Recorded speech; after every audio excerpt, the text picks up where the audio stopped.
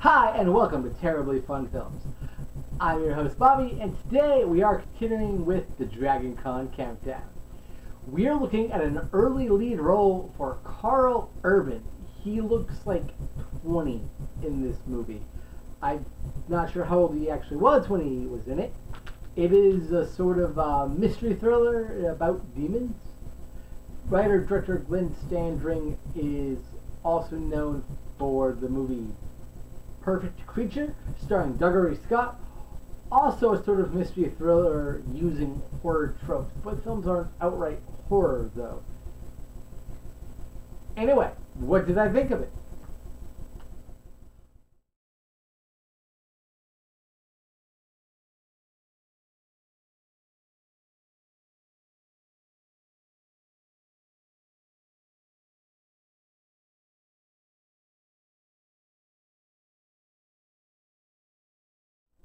The Truth About Demons stars Karl Urban as anthropology professor Harry, whose brother Richard recently committed suicide.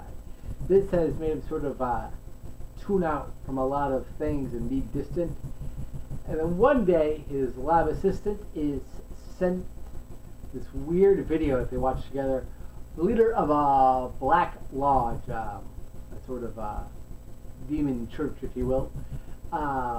The priest there is specifically calling out for Harry to be taught a lesson about what's real and what's not. And then he's not sure if what he's seeing is actually happening or if he's going crazy dealing with his brother's death and that sort of thing. Eventually the cops get called in because people are murdered and they think he did it, but they don't have quite enough proof. He gets a little bit crazy. And it's pretty solid. There are a few titles I can think of that have similar plots. Not necessarily the exact same, but similar. However, I think what it does so with flair and mostly originality in terms of the characterizations, who winds up doing what, and how. Even if, again, it's not really a horror movie, there are no scares to be found here.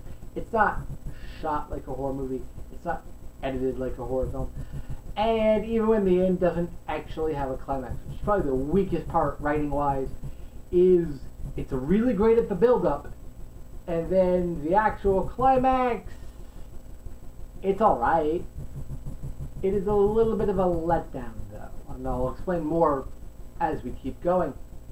Dialogue-wise, things are fine. I don't know enough about demonology or anything like that to state whether this is true stuff that people who study these things actually say, do, people who believe this as a faith practice. I don't know. Within context of the movie, the lines sound believable. They make sense. The practices and rituals and cult-like things that are done make sense. So that's good. Also, the very end, the climax might be kind of an issue, but the last like 5-ish minutes are kind of brilliant in a very nice, unexpected way. So that was a lot of fun. Glenn Standring wrote the film and directed it, and I think he's a better director than a writer. As I just stated, there are a few issues, especially in the climax with the writing, but directing-wise, this movie is top-notch. From the get-go, with the very opening shot, which is a roving camera shot, like POV shot, down some hallways, we're looking for something. It's really engaging and really energetic. Those particular shots show up a little bit here and there. I wish they would have kept up that sort of thing, but it's more personal preference than issue with the movie. But it is the only real time the movie feels like a horror film is that opening bit, and it's just a prank being played on Harry, the Karl Urban character, by his assistant. It's kind of amusing. It's pretty good. We also get a really nice sense of the world they live in. Everything is very believable. everything makes sense in terms of how people react and that sort of thing. And the movie moves at a really good pace. It just keeps going. You're never bored. Things never feel like they take too long, but we also don't feel like you don't totally understand anything. Does that make sense? So I really think he's a really solid director. But again, there are no moments I call horror. There are definitely some moments full out of gore. But even then, it's not real horror. It's not shot like a horror film. It's not meant to scare you. It's meant to startle you and allow you to see what these people are doing. So don't go in looking for a horror film. It doesn't follow those beats. It follows the beats of a mystery. Main character discovers something, discovers the people after him. He needs to find out who and why, and that's kind of the arc it takes. It's much closer in terms of suspense and thrills to something like Cloak and Dagger than like, say, John Carpenter's The Thing. Directing wise, most of the film is fairly good. There is one sequence outside of the lovemaking scene, which is just badly edited, that does not work. The sort of dream vision sequence in which Harry gets to talk to his deceased brother Richard, and Richard's telling him, "Can't blame yourself. You did everything you could to save me. You have all this power. Believe in yourself. You'll figure out how to defeat the bad guy." I'm paraphrasing. That's not direct lines at all, but that's the gist of this scene going on. It's sepia tone, which works in terms of what it is being a dream vision type thing. It's much brighter than the rest of the movie. Again, this works for the type of thing we're watching. But they chose to put our characters in the scene, and the only two people in the scene, and then there's like a butterfly or something, in pajamas. They are in pajamas. And it's such a weird, goofy thing, it makes the scene hilarious. I presume unintentionally. There are intentional laughs. There are some big over-the-top moments that are funny. There are some one-liners that are funny and are obviously meant to be. But I don't think this, given how serious the dialogue is and what a serious moment in terms of the movie it is and the characterization for our main character, I don't think it works at all. It really is a part of it that just takes you out of town and you scratch your head at what they were thinking in that regard. And it might seem strange. Oh, they're in pajamas and he's like kind of sleeping. Maybe a dream, maybe a vision type deal. But it makes them look like they're adults acting like they're 12, as opposed to being adults having a serious conversation about how to defeat a guy who wants to eat the main character's heart. Do you see why that's distracting for me? I'm not sure if I've made that clear. Also, Taurus's editing is alright. While the movie does have an amazing pace, it moves very quickly. The edits are okay. There is one sequence, it's a sex scene between Karl Urban and the character Benny. And it's real weird in terms of the style. It's a very different kind of thing. It was very clear they didn't want full-on nudity in the film, so we do a lot of soft focus and lots of overlaying images to get that, and we could just vaguely see them silhouetted and not pixelated, but they are not the focus, so they're out of focus, but you can still kind of see what's going on, but you can't actually see any nudity. Given the movie's already rated R, it does have some language and gore and whatnot that I find a little bit odd. And if the two actors who are in that scene don't want nudity, that's fine. But the way they decide to avoid that is to make a scene that's completely out of place in the movie from an editing standpoint, and that's really threw me out for a moment. Outside of that, though, the editing's good if unremarkable. Simon Baumfield's cinematography, though, is fantastic. As I mentioned in the opening shot, to die for.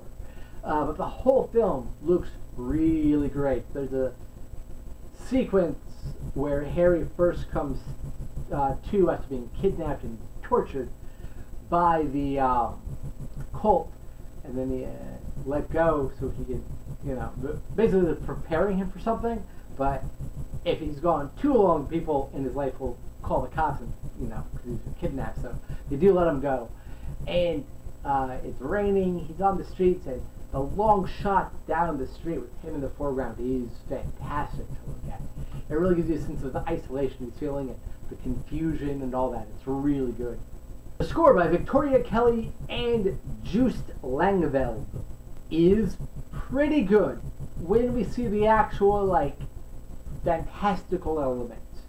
I think the score fits that really, really well. But in some of the more dramatic scenes, specifically involving the cops interrogating our main character, it feels repetitive. It feels a bit bland, like Law and Ordery type music, if that makes sense.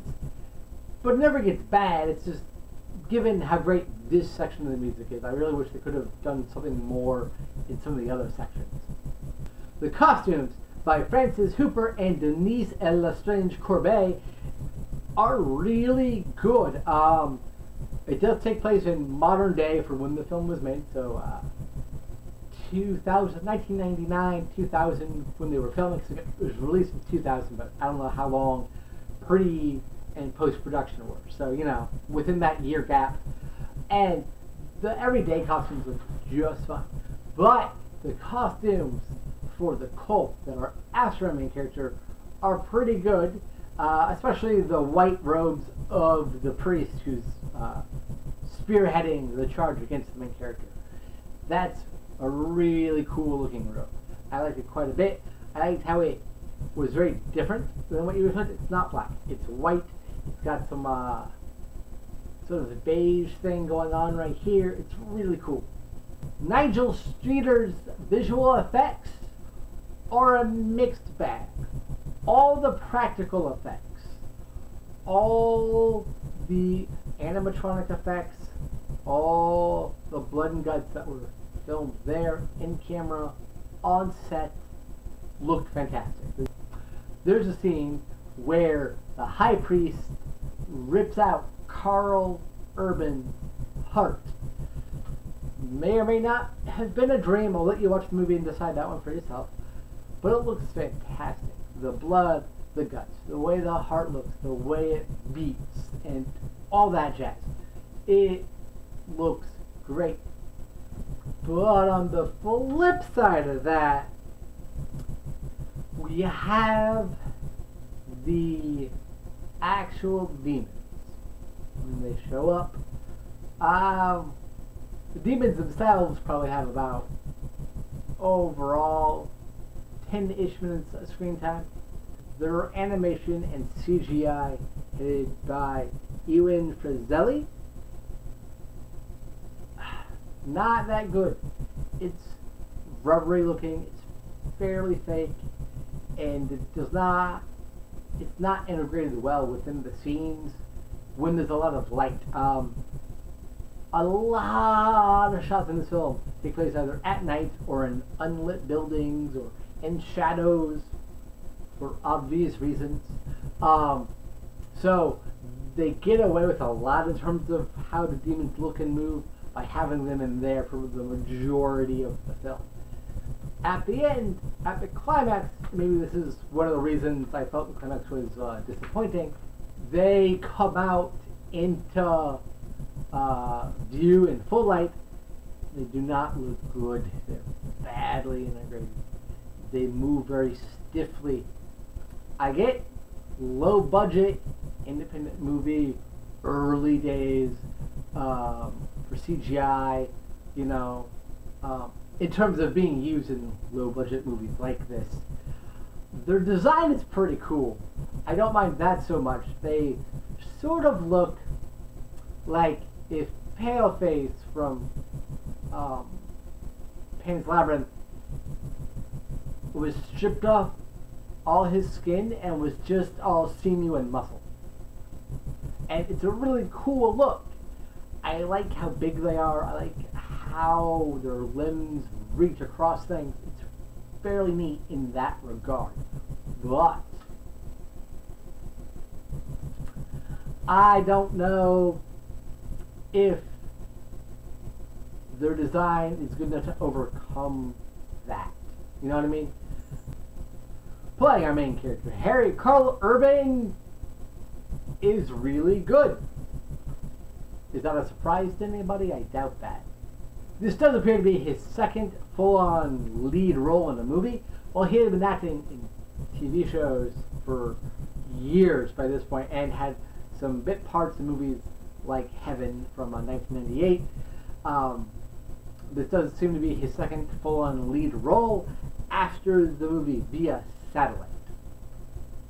And even in this early stage of his career, you could tell he's got that something, that undefinable, intangible oomph that really makes stars stars. You know what I mean?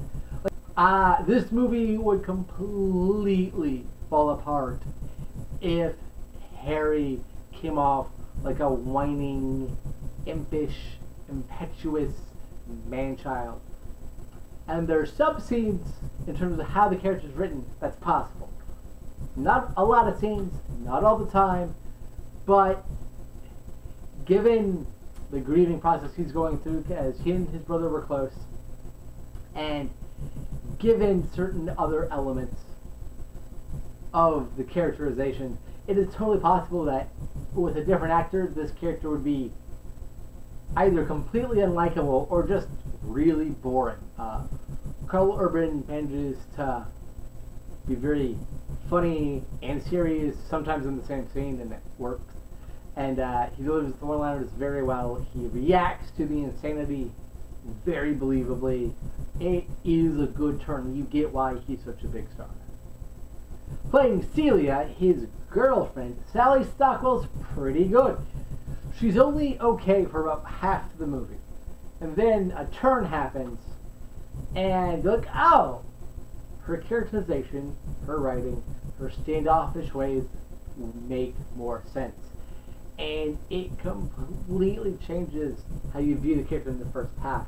And the acting totally encourages that. It gives it some replay value that wouldn't be there otherwise, as she does play it knowing the end game in her mind. So when you go back and rewatch it, those pieces that might seem off actually make a lot of sense now. Playing La Valiente, the demon priest who wants to eat Karl Urban's heart to gain his powers, is Jonathan Hindedry. And he's big, gloriously over the top, utterly ludicrous, and 100% fun. It's one of those things where Kidra isn't necessarily written to be as big and broad as the actor is playing him, but he would have been really, really boring otherwise. As is, he makes her a very credible threat because you're never sure how he's going to react. He's the kind of person you get the sense would just shoot somebody in his cult just for telling him bad news, even if that person had no part in whatever that bad news happened to be. You never sure which way it's going to go, and it is a lot of fun to watch. Playing the all-important character of Benny, a former cult member who teams up with Harry to save his life, is Katie Wolf, and she is awesome. I really like her character. I really like how she portrays the character. Starting off seeming sort of meek, but as it progresses, you realize she needs to play it safe and stay hidden, because while she has left, the priest still has certain powers. He can still control parts of her mind. So that's a fun thing to see her do when those things happen, and how she acts differently in those sorts of situations. Johnny is Harry's assistant at the university. He's played by Tony McIver, and he's really funny. He's only okay in the serious scenes, but he has some great comedic timing and some really funny one-liners that make it work a little bit more. If you're looking for a horror film, you'll be disappointed. But if you're looking for a movie that uses horror iconography and horror tropes to tell an engaging, character-driven mystery thriller, you're in luck. Flawed though it may be in terms of some of the writing and some of the directing, it is interesting, it is smart, it has a great ending, even though the climax fizzles out a little bit. And it has a lot of rewatchability thanks to how the actors chose to interpret the characters, even in the very beginning of the movie. That makes it absolutely something worth seeking out. As always, thank you for watching. I've been your host, Bobby, and I will see you next time with more Dragon Con Countdown.